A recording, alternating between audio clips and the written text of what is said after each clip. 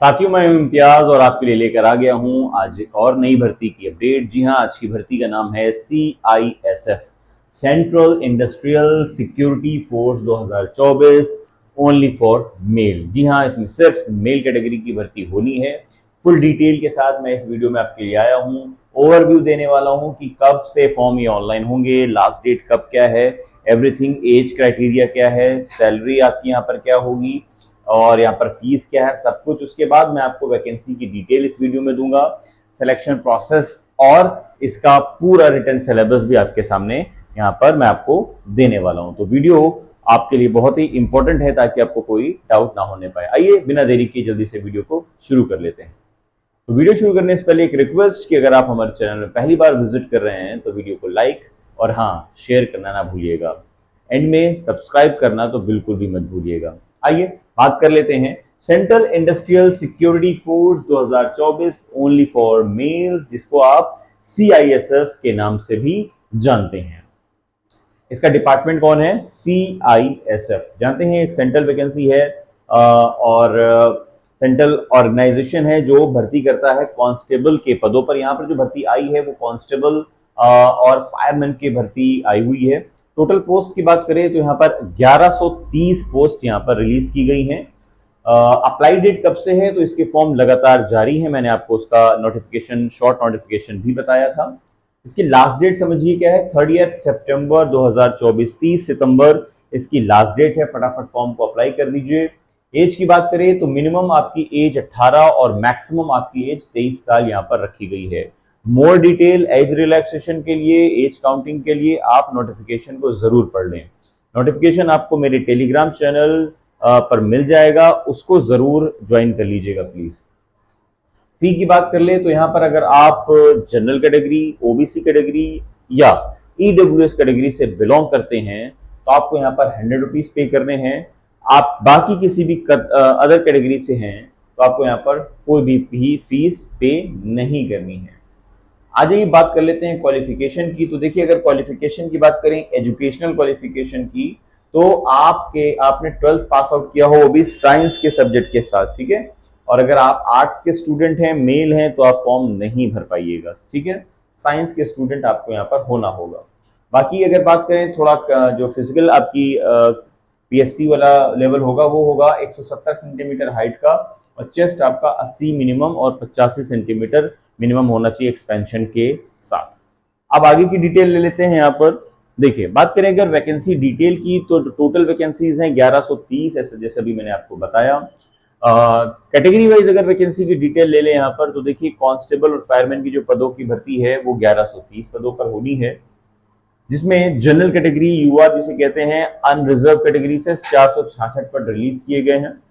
236 पद OBC category से, EWS से 114, SC के लिए 153, ST के लिए 161 और टोटल वैकेंसी हो गई 1130। ये वैकेंसी CISF की आप जानते हैं स्टेट वाइज होती है, तो अगर स्टेट वाइज आपको डिटेल लेनी है तो नोटिफिकेशन को जरूर एक बार पढ़ लीजिएगा कि आपके स्टेट में कितनी वैकेंसी आपकी कैटेगरी के लिए यहाँ पर निकली हुई है।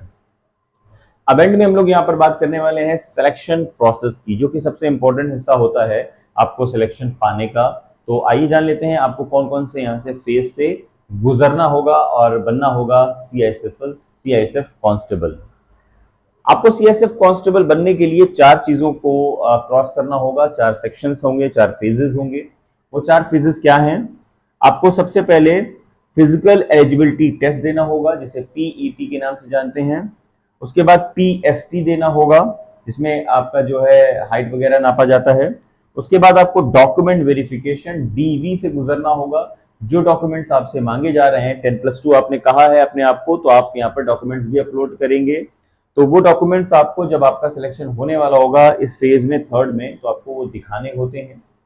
जो पहली बार है उनके लिए जानकारी ज्यादा इंपॉर्टेंट है, जो इस चीज को जानते हो तो समझते ही होंगे, ठीक है।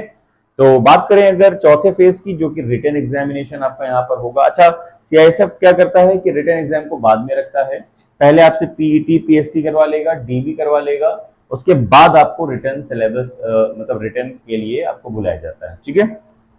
इसकी डिटेल हम लोग जल्दी से यहाँ पर ले लेते हैं कि इसका PET क्या होने वाला है, फिजिकल एलिजिबिलिटी टेस्ट क्या होगा। आप सभी को 5 किलोमीटर की रनिंग करनी होगी 24 मिनट के अंदर। याद रहे ये ओनली फॉर मेल है, फीमेल के लिए यहाँ पर कोई वैकेंसी नहीं है। पीएसटी की बात करें तो यहाँ पर आपकी हाइट जो है वो 170 सेंटीमीटर होनी चाहिए। 170 मिनिमम रखते ही हैं, अगर जो है 170 के आसपास होती है पॉइंट वगैरह में तो बहुत मुश्किल हो जाती है, इसलिए हाइट आपकी 170 प्लस ही होनी चाहिए। चेस्ट की बात करें तो 80 सेंटीमीटर मिनिमम होना चाहिए, एक्सपेंशन के साथ 85 सेंटीमीटर होना चाहिए। मिनिमम जो एक्सपेंशन होना चाहिए 5 सेंटीमीटर का होना चाहिए, इससे कम नहीं होना चाहिए, सिलेक्शन नहीं होगा। डॉक्यूमेंट वेरिफिकेशन की अगर हम यहाँ पर बात कर लें तो जो आपका डॉक्यूमेंट के लिए प्लीज नोटिफिकेशन जरूर पढ़ लीजिएगा। इन शॉर्ट मैं बता देता हूँ आपको, जो भी आप डॉक्यूमेंट्स यहाँ पर अपलोड करने जा रहे हैं आपके, चाहे एजुकेशनल क्वालिफिकेशंस की हो, चाहे वो आपका एज रिलैक्सेशन का हो, चाहे आपका फीस अजम्पशन हो, या कोई अदर सर्टिफिकेट्स आपके पास हो, वो सभी स्कैंड लगने वाले हैं डॉक्यूमेंट्स जो आपके होंगे, पीडीएफ फॉर्म में आपको यहाँ पर एक्सक्यूज मी सेंड करना होगा। ठीक है, अगर आप पीईटी पीएसटी क्लियर कर ले जाते हैं फिजिकल अपना, तभी आपको डीवी के लिए बुलाया जाएगा। और जब आप अपना डीवी क्लियर कर ले जाते हैं, सपोज आपके डॉक्यूमेंट सही पाए जाते हैं, क्रॉस वेरिफिकेशन होता है, वहां भी सब कुछ सही होता है, तब आपको रिटर्न के लिए एग्जाम के लिए बुलाया जाता है। अच्छा, रिटर्न एग्जाम में आपसे क्या क्या पूछा जा सकता है वो सारी चीजें आप यहाँ पर समझ लीजिए। रिटर्न एग्जाम में आपसे 100 क्वेश्चन पूछे जाएंगे, जिसके लिए आपको 100 नंबर भी दिए जाएंगे, 100 क्वेश्चन फॉर 100 मार्क्स। इस दोनों क्वेश्चन, इस पोर्शन के लिए 100 क्वेश्चन के लिए आपको 120 मिनट यानी कि 2 घंटे का समय आपको मिलता है। यहाँ पर बात करें अगर यहाँ पर क्या क्या चीजें पूछी जाएंगी, सब्जेक्ट क्या क्या होंगे, वो उसकी भी डिटेल आप यहाँ पर ले लीजिए। देखिए 100 क्वेश्चन कहाँ कहाँ से आपके आने वाले हैं, तो रीजनिंग से 25 क्वेश्चन, जनरल अवेयरनेस जीके से 25 क्वेश्चन, मैथ से 25 क्वेश्चन, इंग्लिश या हिंदी से 25 क्वेश्चन। वहां आपको इंग्लिश और हिंदी में से एक पोर्शन अडॉप्ट करना होगा और किसी एक के सेक्शन को ही पूरा करना होगा। ये नहीं कि कुछ हिंदी कुछ इंग्लिश कर लें, बिल्कुल नहीं, आप एक ही सेक्शन को करेंगे। जब आप इन्हें काउंट करेंगे तो ये बन जाते हैं आपके 100 क्वेश्चन, जिसके लिए आपको मिलते हैं पूरे 100 नंबर। इस पूरे पोर्शन को सॉल्व करने के लिए आपको यहाँ पर 2 घंटे यानी कि 120 मिनट मिलते हैं। जैसा भी मैंने आपको बताया, बाकी सभी डिटेल के लिए, क्यों, क्योंकि यहाँ पर जो आप हाइट देख रहे हैं 170 रखी गई है, लेकिन अगर आप जो है हिली एरिया से आते हैं और भी जहां पर राइट्स वगैरह हुए थे 1984 के, और भी चीजें हैं, गोधरा वाला कांड हुआ था, तो वहां से अगर आप आते हैं तो वहां पर आपको छूट मिल रही है हाइट वगैरह में, या आपको कुछ ना कुछ वहां पर छूट मिल रही है।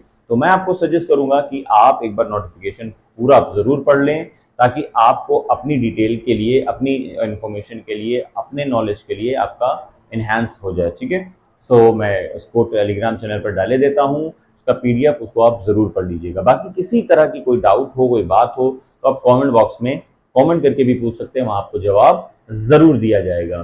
तो इस वीडियो में बस इतना ही। आई होप कि आपने चैनल को सब्सक्राइब जरूर कर लिया होगा, लाइक भी किया होगा, और हाँ, शेयर भी करो अपने दोस्तों को, ताकि उन तक भी ये बात पहुंच जाए कि जल्दी से फॉर्म भर लें। चलिए मिलते हैं ऐसी ही एक नई वीडियो में, जहां आपको मिलने वाली है गवर्नमेंट जॉब से संबंधित नई अपडेट।